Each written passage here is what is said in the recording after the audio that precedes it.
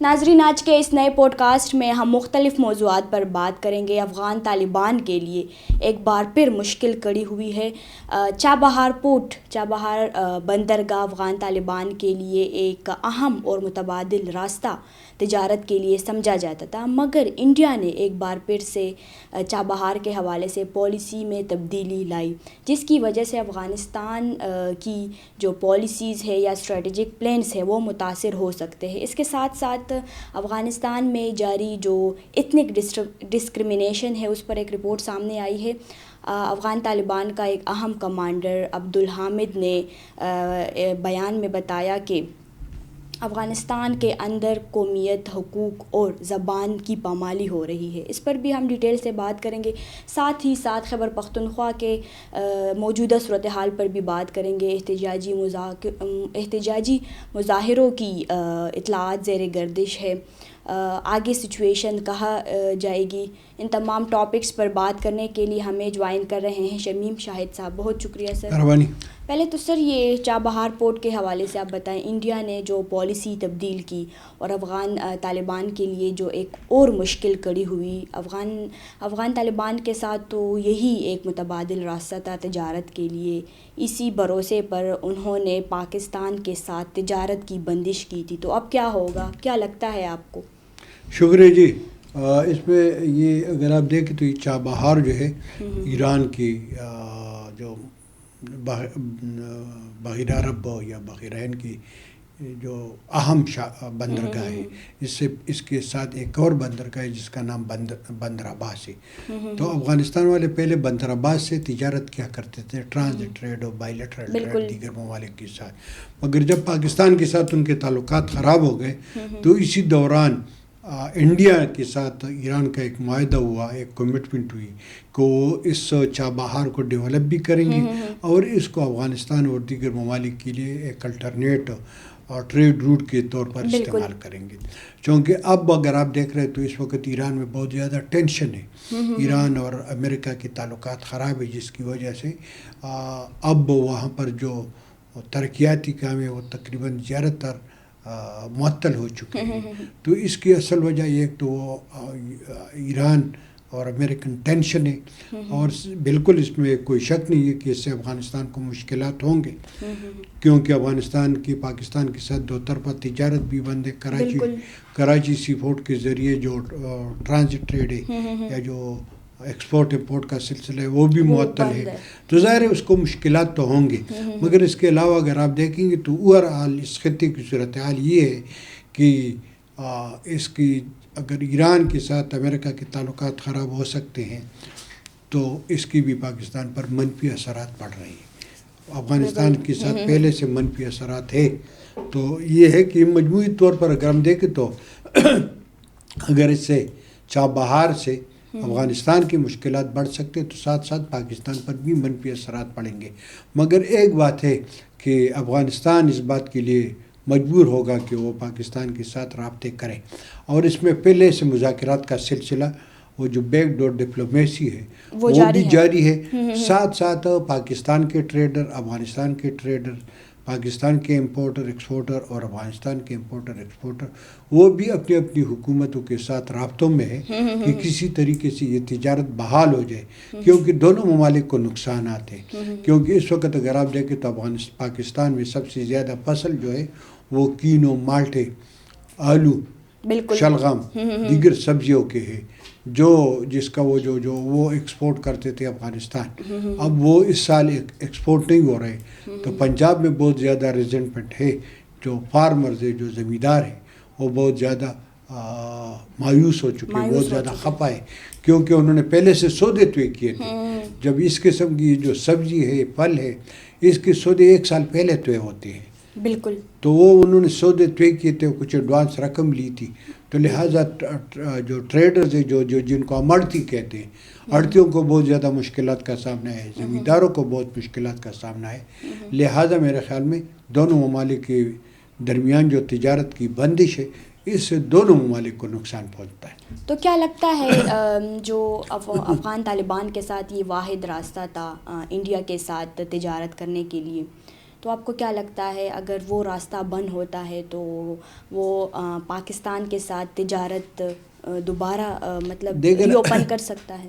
دیکھیں نا، اب پاکستان کے ساتھ جب ان کی تجارت بند ہوئی ہے نا، تو اس سے تو ہندوستان کے ساتھ بھی تجارت بند ہوئی ہے، اس میں تو کوئی شک نہیں ہے، اکتوبر سے تجارت بند ہے، اور ان کی کوشش ہے کہ کسی طریقے سے ہندوستان کے ساتھ تجارت شروع کر دے۔ بائیر ان کی جو دوائیوں کا لینا دینا ہے تو اس پر خرچہ بہت زیادہ ہے، بالکل ٹھیک ہے، تو اب ان کے لیے مطلب ہے یہ جو سی روٹ سے یا لینڈ روٹ سے یہ فائدہ مند ثابت ہو سکتے ہیں۔ تو ظاہر ہے جب چابہار بند ہو جائے، چابہار ایک اہم راستہ تھا، تو اب بندر عباس پر بھی زیادہ زور پڑ سکتا ہے، اور ساتھ ساتھ جو افغانستان مجبور ہوگا کہ وہ پاکستان کے ساتھ مطلب پہلے سے ان کی خواہش ہے۔ جو عام لوگ ہیں نا، میں آپ کو ایک بات بتاؤں کہ پاکستان اور افغانستان کے جو عام ٹریڈرز ہیں وہ چاہتے ہیں کہ تعلقات بہتر ہو جائے، وہ چاہتے ہیں کہ بائیلیٹرل ٹریڈ بحال ہو جائے، مگر حکومتوں کی جو مشکلات ہوتی ہیں اسی وجہ سے ان کو بھی مشکلات ہیں۔ اچھا سر، کیا کہیں گے آج ایک رپورٹ سامنے آئی ہے، ہم پچھلے پوڈ کاسٹ میں بھی بات کر چکے ہیں، افغانستان اور کابل کے درمیان جو اختلافات چل رہے ہیں، طالبان کا ایک کمانڈر تھا، انہوں نے ایک رپورٹ سامنے آیا ہے، رپورٹ کے مطابق وہ کہہ رہے ہیں کہ افغانستان جو ہے وہ ابھی پرشین زبان کو یا تاجک کو ہٹا کر پشتو کو زیادہ ڈومیننس کر رہے ہیں، مطلب وہ اتنک ڈسکرمنیشن کے راستے پہ چل رہے ہیں، تو کیا کہیں گے ادھر کی صورتحال پر؟ یہ جو ہے نا، یہ ایتھنک ڈویژن یا ایتھنک رسش کشی یہ اب کا نہیں ہے، یہ بہت پرانے زمانے سے ہے۔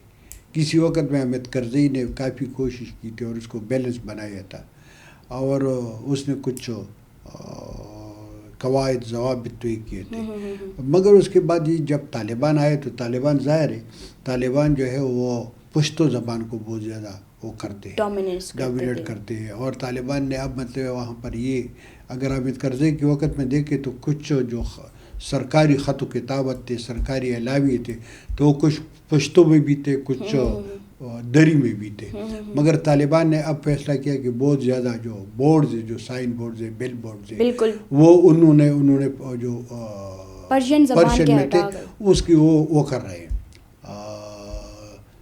حوصلہ شکنی کر رہے ہیں، وہ کہتے ہیں کہ اس کو ہٹا دے، اس کی جگہ پر پشتو لے، جس سے ظاہر ہے جو نان پشتون ہے، جو تاجک ہے، جو ازبک ہے، جو ہزارہ ہے، وہ لوگ خفا ہے۔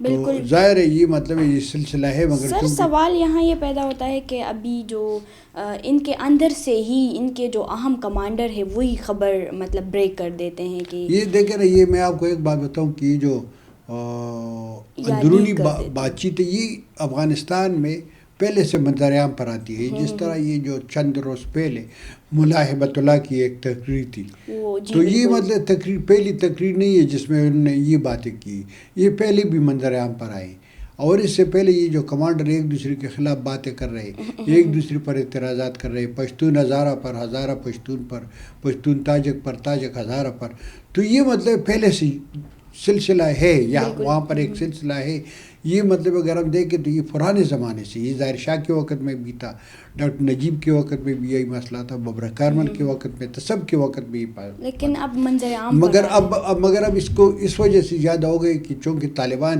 عالمی سطح پر آئسولیٹ ہو رہے ہیں، کسی وقت میں طالبان کو حمایت حاصل تھی، پاکستان کی حمایت حاصل تھی، حالانکہ اسی وقت بھی یہی تھے، مگر پاکستان کی میڈیا نے کبھی بھی اس کو رپورٹ نہیں کیا تھا جب تعلقات اچھے تھے۔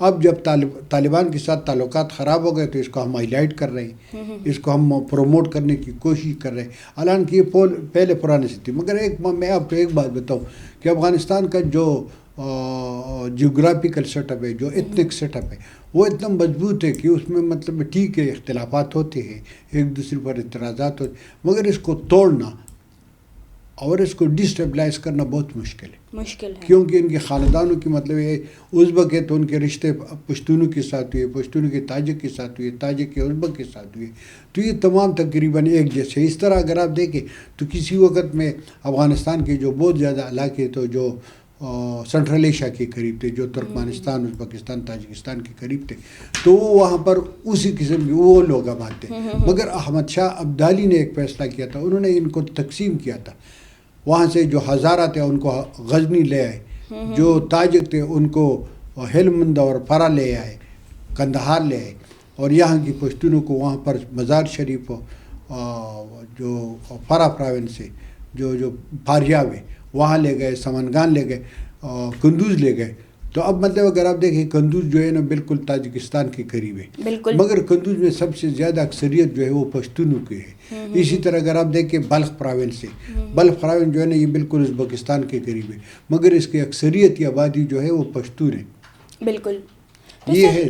آپ نے کہا کہ ان کے تعلقات خراب ہے، تو تعلقات تو ویسے نہیں خراب، کسی خاص وجہ سے خراب ہے، اس لیے مطلب وہ اندرونی جو ان کے اختلافات خود بھی چل رہے ہیں، وہاں کے لوگ متاثر ہو رہے ہیں. بالکل وہاں کے لوگ متاثر. یہ جو اگر آپ دیکھیں کسی وقت میں یہ ہرات پراونس ہے، تو ہرات میں جو نان پشتون تھے تو ان کی اکثریت تھی، ان کی حکومت تھی کمانڈر اسماعیل خان کی کافی عرصے.